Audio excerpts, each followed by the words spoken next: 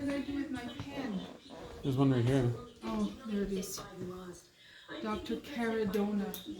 Oh, okay. I want to listen to this. Was it just a message? No, he's at the hospital. He's at the hospital. Okay, my son is here now. Okay. David. Yeah. Okay, Caradona, Dr. Caradona. Yeah. C-A-R-A. D-O-N-N-A. C-A-R-A-D-O-N-N-A.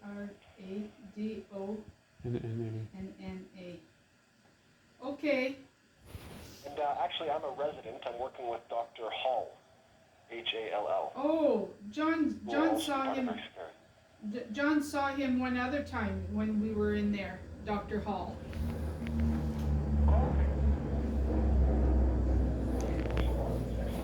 Yes, yeah. And my John was very, very happy with him.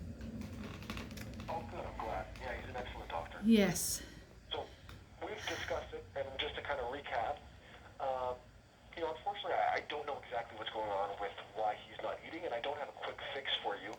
The best person to talk to would be, I guess, Dr. Pritchett, who's also dealt with his yes. ulcerative colitis in the past. Yes. And he's kind of working up why he's getting the ascites and why his liver isn't working as great as it usually is. Yes. I think our plan for today would be to do some blood work to take the look to see if he has any deficiencies, particularly within kind of the electrolyte spectrum. Maybe top him up on some fluids to make sure he's well hydrated. That being said, he does take 2 diuretics and he is leaking into his belly, so I don't want to give him too much too quickly. Yes.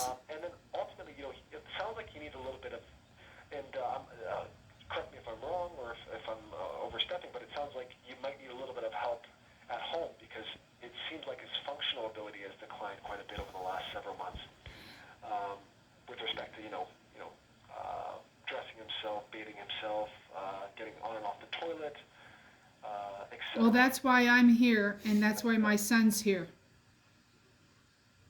Okay, perfect. But there are other, this can cause a little bit of a burden on you guys, and I've heard you don't have a great back, Patricia. No. So lifting them up and down can't be great for you. I was wondering if things like a little bit of home care, a little bit of physical therapy, and occupational therapy coming to the health is something that you'd be amenable I don't to. he might need physical therapy, but he's just so weak. I don't know if it would do any good at this point. I don't know. I know. It'd be really difficult. Yeah. Occupational therapy is where they go and make the house a little bit more amenable to somebody that's weaker. Before this is able to kind of get figured out what exactly is going on and why he's so weak. Yeah. Well, we had Joseph here, the occupational therapist, and he offered this cushion for John because he had both hips replaced, and because he's so skinny now, the prosthesis are sticking right out of his body. Oh, right, and causing quite a bit of pressure on that area. Oh yeah, yeah. He has a hard time sitting anywhere. We've tried so many different cushions, and Joseph also brought over a walker, but our hallway is too narrow, and John. You mentioned that as well. Mm-hmm. Yeah. And it he would fall. It would trip over this thing, and the only thing that works good for him are those bed rails that we got him.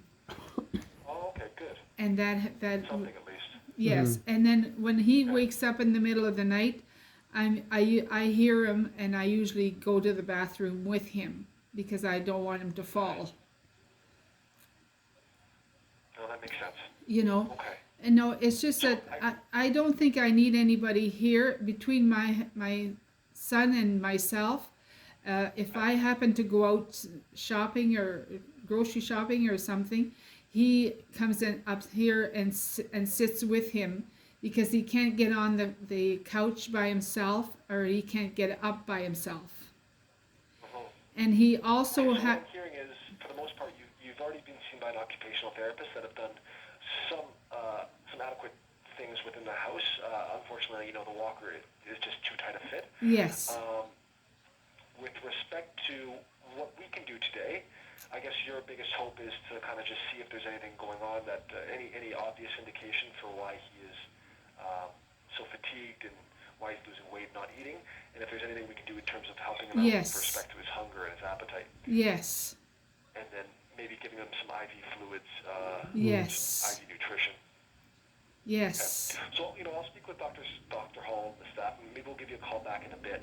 Unfortunately, I can't think of anything specific that we would do here today in order to improve his appetite ongoing. But that being said, if he is low on fluid, we can definitely do that. We can fix any electrolyte abnormalities. Yes. And then just see if there's any progression with respect to, his liver blood work, his liver enzymes. Like something's wrong somewhere. When was the last time you spoke with Dr. Pritchett? Well, you know what, Dr. Felton was saying that he sent Dr. Pritchard a letter, but that was 2 weeks ago, and he hasn't heard anything from him. I don't know if he's on holidays or what's going on. I don't even know if his office is open. I don't know. Oh, it's frustrating. Okay. It is. Well, since he's already a patient, I don't think another referral from us is going to change anything. Yeah, a tough one. But if you want to talk to Dr. Feltham, he would maybe be able to help you. He's been very good with us. Yeah, that's not a bad idea. Actually, maybe I'll try. Yeah, that would be the answer. Did you speak with him today? I just called the office to tell the receptionist that he is gone to the hospital. So that was Dr. Was that recommended by Dr. Phelps? Yes, it was. And when did he recommend that? Today? Yesterday when I talked to him on the phone. And why did he recommend it? Do you remember? Why? When he's not eating. Yeah, specifically. Well, because I'm worried about he was so sick, so weak, and not eating and losing so much weight. He could hardly walk. He doesn't even look like himself, my husband. I know. Okay.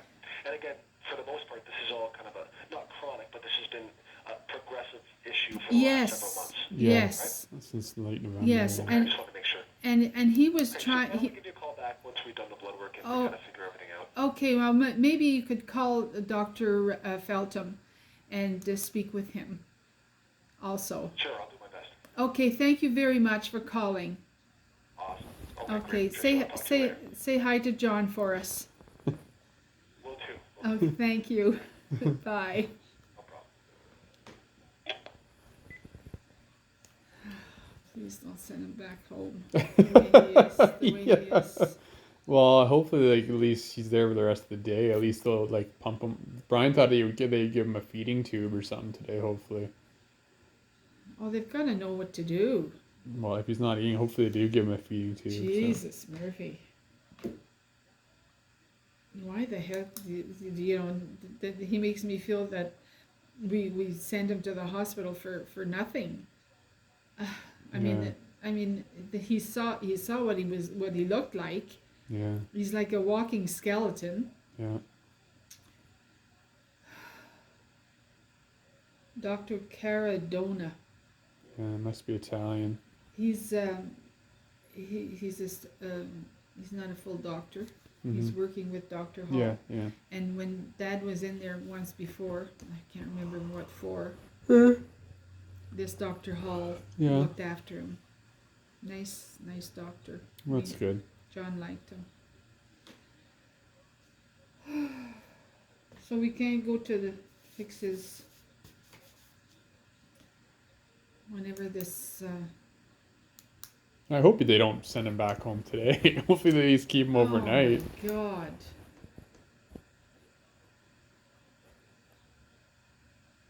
You have to let Brian know. You talk to the doctor. Well, they're gonna do some. I'll call them later. Yeah.